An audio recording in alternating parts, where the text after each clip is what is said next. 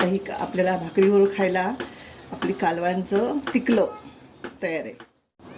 नमस्कार मित्रांनो, मी योगेश्वरराव आपल्या सगळ्यांचं स्वागत करतो आपल्या लाडक्या चॅनलवर। आणि आज आम्ही आलेलो आहोत दिवाळी गावातील मासळी बाजारामध्ये। या मासळी बाजारामध्ये विविध प्रकारचे मासे अगदी ताजे आणि बऱ्यापैकी स्वस्त दरात मिळतात। या मासळी बाजाराचा व्हिडिओ भविष्यामध्ये आम्ही तुमच्यासाठी नक्की घेऊन येऊ।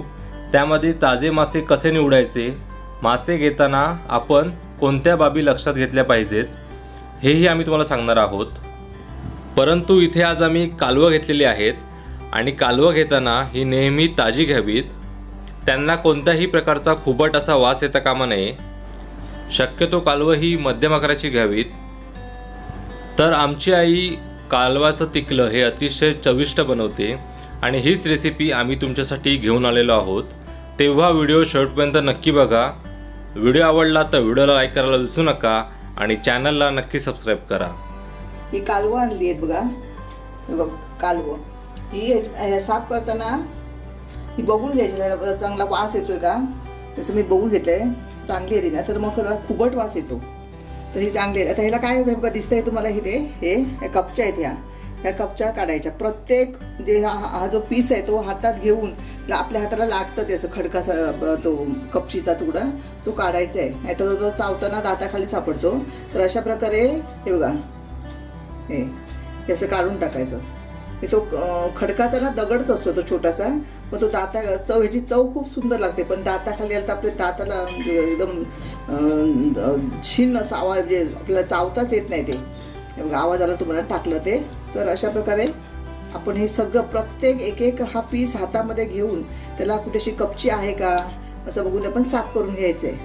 नंतर ह्याचं टोमॅटो आणि कांदा घालून अगदी सुकं करायचं आहे। काय काय लोक वाटप घालून सुद्धा करतात, पण टोमॅटो आणि कांदा घालून मी तुम्हाला ह्याची सुकी ग्रेव्ही कशी करायची ते तुम्हाला दाखवणार आहे। पहिल्यांदा आपण ही सगळी कालवं हे बघा साफ करून घेऊया, कारण ह्याला भरपूरच कपचे आहेत, कारण हे खडकाला चिकटलेली असतात आणि ती लोक कोयतीने काढतात, त्यामुळे ह्याला खडकाचा थोडा भाग येतोच। तर मी आता ही सगळी कालवं हे बघा साफ करून घेते। चांगली साफ करून घेतल्याशिवाय आपण खाऊ शकत नाही ती। ही घेताना ना एकदम अशी छोटी घ्यायची, जास्त मोठी घेतलात ना तर त्याला चव नसते, ती अशी अशी रबरसारखी अशी लागतात। त्यामुळे घेताना ही मीडियम साईजची घ्यायची, ह्या पद्धतीने हे बघा अशी घ्यायची ही। पण ह्याला कपच्या आहेत मात्र ह्या काढायला अजिबात एकही सगळ्या बाजूने आपण हातात लावून बघायचं, ज्या ठिकाणी आपल्याला कठीण दिसेल तिथलं ती कपची काढून टाकायची आहे, नाहीतर काय लागतं। कालवाची आपल्याला तिखलं करायचं आहे, त्यासाठी ही 2 पेले कालवं घेतली आहे मी। स्वच्छ त्यातल्या वरच्या त्या खपल्या होत्या ना का मी दगडाच्या काचा त्या सगळ्या काढून स्वच्छ धुवून घेतली आहे, त्याला हे पाणी सुटलं आहे। आणि त्यासाठी हे 3 कांदे आणि 2 छोटे छोटे टोमॅटो याची मी ग्रेव्ही करणार आहे। तर गॅसवर मी तेल तापत ठेवले बघा, 2-3 चमचे तेल घातलेले आहे। आता ह्या तेलामध्ये मी पहिल्यांदा कांदा घालणार आहे आणि तो कांदा काय झालं चांगला नरम करून घ्यायचा आहे, कारण ह्या कालवड्या शिजायला जास्त वेळ लागत नाही, ती पटकन शिजतात। ह्या कांद्याची आणि तेवढी चांगली आपण ग्रेव्ही करून घेणार आहोत।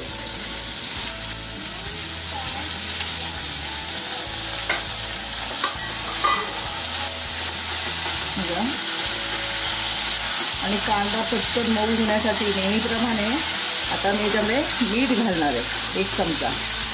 त्या मिठाला पाणी सुटेल आणि आपला कांदा टोमॅटो चांगला शिजेल।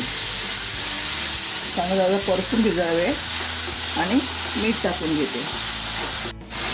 तर पाणी सुटण्यासाठी मी 1 चमचा मीठ घालते आणि चांगलं हे मीठ ढवळून ह्या कांद्याला लावून घेणार आहे। आणि मग गॅस जरा कमी ठेवून मी झाकण ठेवणार आहे, की मग पाण्यामध्ये तो कांदा चांगला मऊ होईल। चांगलं असं परतून घेऊया आपण। पण ह्या कांदा टोमॅटोची आपल्याला ग्रेव्ही करायची आहे ही, आणि त्याच्यामध्ये नंतर आपल्याला ही कालवं घालायची आहे।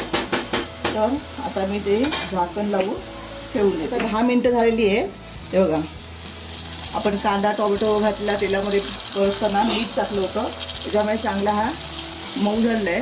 आता चांगलं ढवळून घेऊया आणि मी याच्यामध्ये अर्धा चमचा आलं लसूण पेस्ट घालणार आहे। हे बघा आलं लसूणची पेस्ट घातली, चांगली आता ढवून घ्यायची। तेलामध्ये चांगली परतून घेणार आहे. आता ह्याच्यामध्ये मसाले घालणार आहे. पहिल्यांदा आमचा मालवणी मसाला. ह्याच्यात बाकी खोबरं वगैरे काही घालायचं नाही. ह्या आलं लसूणच्या म्हणजे आलं लसूण आणि कांदा आणि टोमॅटो ह्यांची ग्रेव्ही केली आहे ना, ह्याच्यातच परतून घ्यायचं आहे. सगळे खोबरं काही घालण्याची गरज नाही. आणि ही कालवांची असं हे तिखलं झटपट होतं. ह्याला जास्त वेळ लागत नाही. फक्त कांदा आणि टोमॅटो चांगलं मऊ होईपर्यंत आपण तो शिजून घ्यायचा आहे. हा 1.5 चमचा आमचा मालवणी मसाला घालणार आहे आणि अर्धा चमचा मिरची पूड, फक्त मिरची पूड घालणार आहे.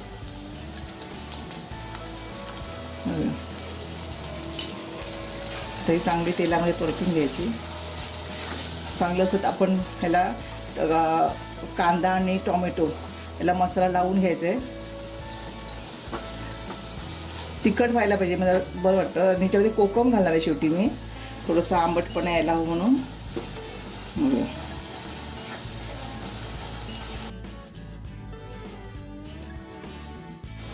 आता या मिश्रणाला जरा आपण 2 मिनटं ठेवून द्यायचं आहे. तेव्हा कढईने ह्याला तेल सुटतंय. ते तेल सुटेपर्यंत आपण जरा ह्याला असंच ठेवून देऊया. त्याच्यावर मी झाकण ठेवणार आहे. नंतर कालवं घालणार आहे. गॅस एकदम कमी ठेवला आहे बघा, एकदम कमी आहे गॅस. 2 मिनटं आपण असं ठेवूया. 2 मिनटं आलीत. आपण आलं लसूण घातल्यानंतर हे बघा, आता ह्या ग्रेव्हीला पाणीचं तेल सुटलं आहे होय ना.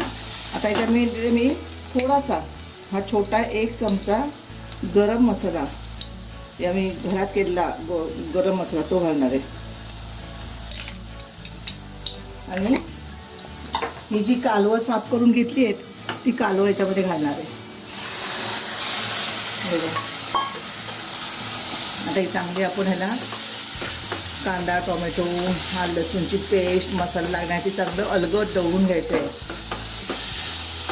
आणि नंतर ह्याला लगेच थोडा वेळ पाणी सुटेल. 2 मिनिटांनी पाणी सुटलं की मग ह्याला मीठ किती हवं आहे ते बघून आपण पहिल्यांदा मी 1 चमचा मीठ घातलेलंच आहे. आणखीन हवं असेल तर मीठ घालणार आहे.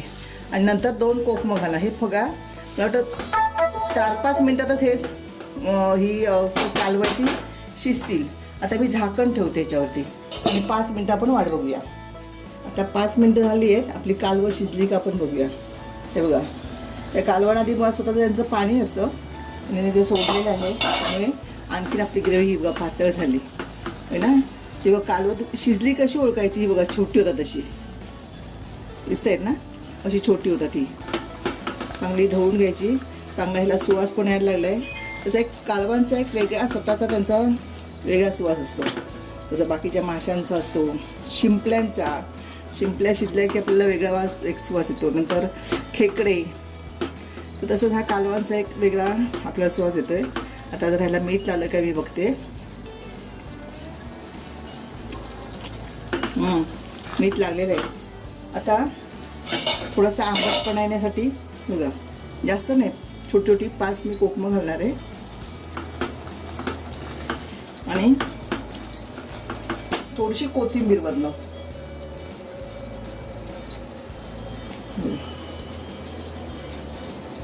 आता ही आपल्याला भाकरीवर खायला आपली कालवांचं तिखलं तयार आहे. एवढं आपण वाटप पण काय काय घालतात. पहिला वाटपाची खरं काही गरज नाही बघा. कांदा टोमॅटोने ह्याला चांगली ग्रेव्ही आलेली आहे, त्यामुळे वेगळं वाटप मी तरी घालत नाही. काय काय लोक आपल्याला हॉटेलमध्ये गेलं तर आपल्याला ती ग्रेव्ही मिळते, ते त्यांचं वाटप असतं ते घालतात ते बघा. अशा प्रकारे ही कालवाचं तिखलं तयार झालं आहे. तर मित्रांनो, झणझणीत असं कालवाचं तिखलं हे आता तयार झालेलं आहे. तर हे कालवाचं तिखलं तुम्ही नक्की करून बघा. ते कसं झालं हे आम्हाला कमेंट बॉक्समध्ये नक्की कळवा.